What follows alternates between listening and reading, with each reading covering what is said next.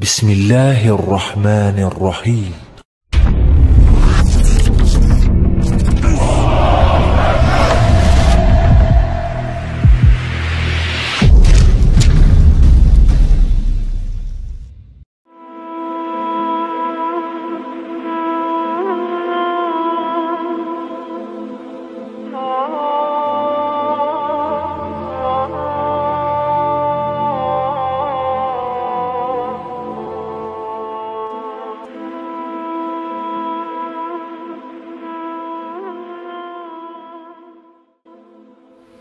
Bismillahirrahmanirrahim. Assalamualaikum warahmatullahi wabarakatuh.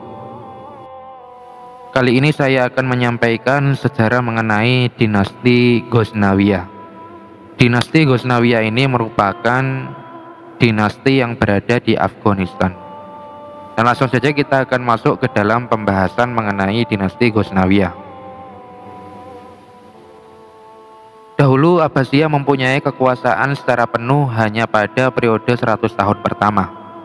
Pada periode selanjutnya pemerintahan Abbasiyah sebagai pemerintahan pusat melemah. Dalam kondisi seperti itu, negara-negara provinsi berusaha untuk melepaskan diri dari Abbasiyah, sehingga kota Baghdad tidak lagi menjadi satu-satunya kota internasional. Ibu kota negara-negara provinsi menyaingi Baghdad. Daulah-daulah kecil berlomba untuk maju, terutama dalam bidang peradaban dan ilmu pengetahuan. Di sebelah timur kota Baghdad berdiri Bani Ghaznawiyah. Kerajaan-kerajaan kecil pada masanya masing-masing ikut andil memajukan ilmu pengetahuan dalam Islam. Pada tahun-tahun pertengahan dari abad ke-10, terlihat pada negara Samania adanya tanda-tanda ketidakstabilan. Serangkaian revolusi istana memperlihatkan bahwa kelas militer dan kelas tuan tanah menentang kebijakan para amir dan berupaya memegang kendali. Nah, pemberontakan di Khorasan melepaskan diri dari provinsi itu dari otoritas langsung Bukhara. Karena itu tindakan sulit Khorohaniyah dan Ghaznawiyah untuk mengambil alih wilayah Samania pada dasawarsa terakhir abad itu. Akibat dari kebijaksanaan yang lebih menekankan pembinaan peradaban Islam daripada persoalan politik, provinsi-provinsi tertentu di pinggiran mulai lepas dari genggaman penguasa Bani Abbasiyah. Dengan berbagai cara, diantaranya pemberontakan yang dilakukan oleh seorang pemimpin lokal dan mereka berhasil memperoleh kemerdekaan penuh. Dari latar belakang dinasti-dinasti itu, nampak jelas adanya persaingan antar bangsa, terutama antara bangsa Arab, Persia, dan Turki. Nah, masuknya unsur Turki dalam pemerintahan Abbasiyah semakin menambah persaingan antar bangsa, yaitu Al-Mu'tasim dan khalifah sesudahnya, yaitu Al-Wasik, yang mampu mengendalikan mereka. Namun khalifah Al-Mutawakkil yang merupakan awal kemunduran politik Bani Abbas adalah khalifah yang lemah. Pada masa pemerintahannya, orang-orang Turki dapat merebut kekuasaan dengan cepat. Nah, bangsa Turki mempunyai peran yang sangat penting dalam perkembangan peradaban Islam. Nah, peran yang paling menonjol terlihat dalam politik ketika mereka masuk dalam barisan tentara profesional maupun dalam birokrasi pemerintahan yang bekerja untuk khalifah-khalifah Bani Abbasiyah. Kemudian mereka sendiri membangun kekuasaan yang sekalipun independen akan tetapi masih tetap mengakui loyalitas kepada khalifah Bani Abbasiyah. Nah, kemudian setelah keruntuhan kerajaan Daulah Bani Abbasiyah, kekuatan militer Abbasiyah pada waktu itu mulai mengalami kemunduran. Sebagai penggantinya, para penguasa Abbasiyah menjalankan orang yang profesional di bidang kemiliteran, khususnya tentara Turki dengan sistem perbudakan. Nah, pengangkatan anggota militer baru Turki ini dalam perkembangan selanjutnya ternyata menjadi ancaman besar terhadap kekuasaan khalifah. Sehingga sesudah muncul fanatisme kebangsaan berupa gerakan Syu'ubiyah, yaitu kebangsaan anti-Arab, kelompok inilah yang banyak memberikan inspirasi terhadap gerakan politik di samping persoalan keagamaan. Sebuah daulah baru yang bernama Ghaznawiyah yang terletak di Ghazna pada tahun 366 mempunyai peranan besar dalam sejarah Islam terutama pada anak benua India. Pada tahun 350 Hijriah, Raja Bani Saman atau Abdul Malik bin Nuh mengangkat Al-Patakin menjadi gubernur di Hijaz yang berada di barat laut Afghanistan. Akan tetapi jabatan ini berakhir ketika rajanya meninggal dan digantikan oleh Mansur bin Nuh. Nah, setelah pemerintahan diambil alih oleh Sultan Mansur ibn Nuh, ia menggantikan saudaranya yaitu Sultan Malik Ibn Nuh yang telah meninggal.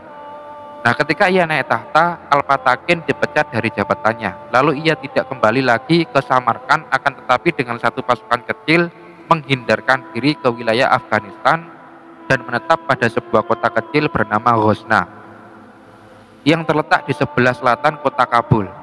Kota Ghazna ini diperkuatnya dengan mendirikan benteng dan parit pada tahun 351 Hijriah atau bertepatan dengan tahun 961 Masehi. Nah, ia mempunyai pengikut-pengikut yang setia dari bangsanya sendiri, yaitu bangsa Turki.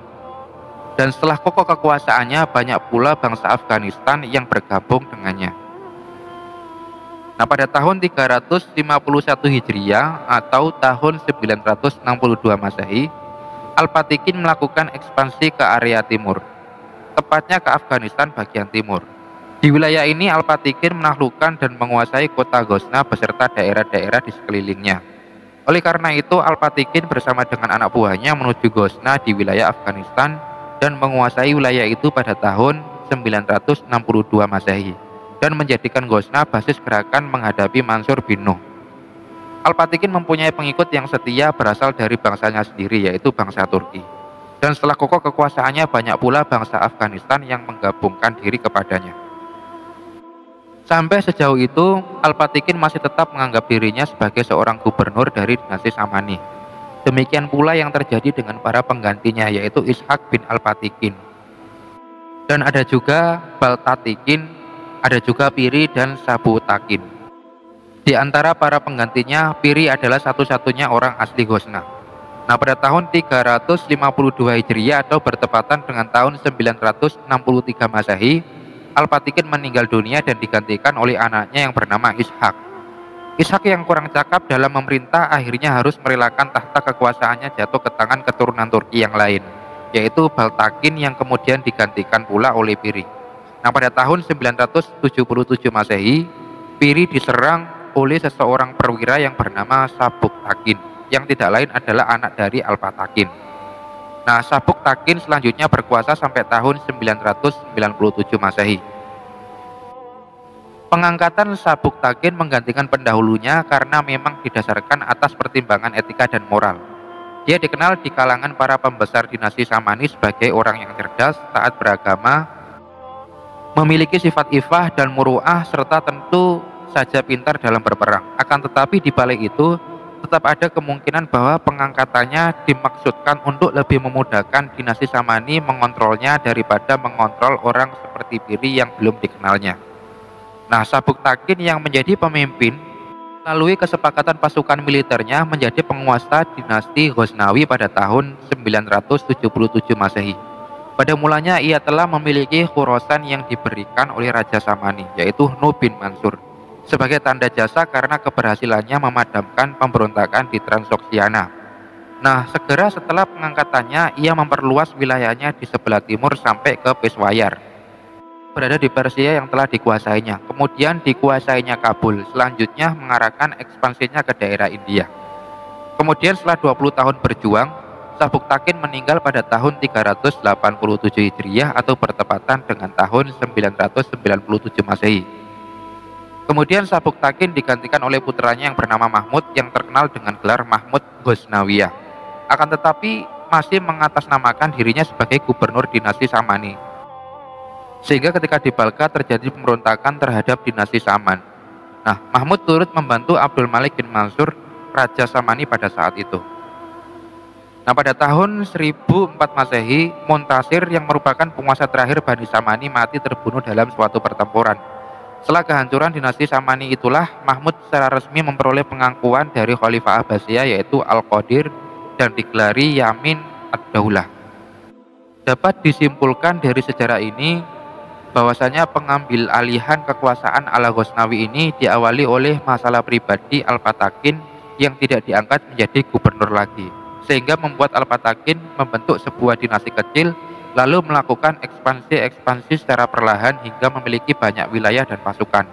Dilanjutkan oleh anaknya Sabutakin yang hampir sama dengan beliau melakukan ekspansi. Akhirnya puncak dinasti itu lahir di tangan seorang Mahmud yang berhasil melumpuhkan Samania. Para sejarawan berbeda pendapat dalam menentukan siapa sebenarnya yang mendirikan dinasti Ghaznawi. Jurji Zaidan menganggap Al-Fatakin sebagai pendiri dinasti Ghaznawi, sedangkan Philip H. Hitti berpendapat bahwa Sabutakin adalah the real founding of dinasti Ghaznawiyah. Dengan menurut beberapa peneliti, kedua pendapat tersebut dapat dibenarkan. Paling tidak Al-Fatakin adalah sebagai perintis berdirinya dinasti Ghaznawiyah.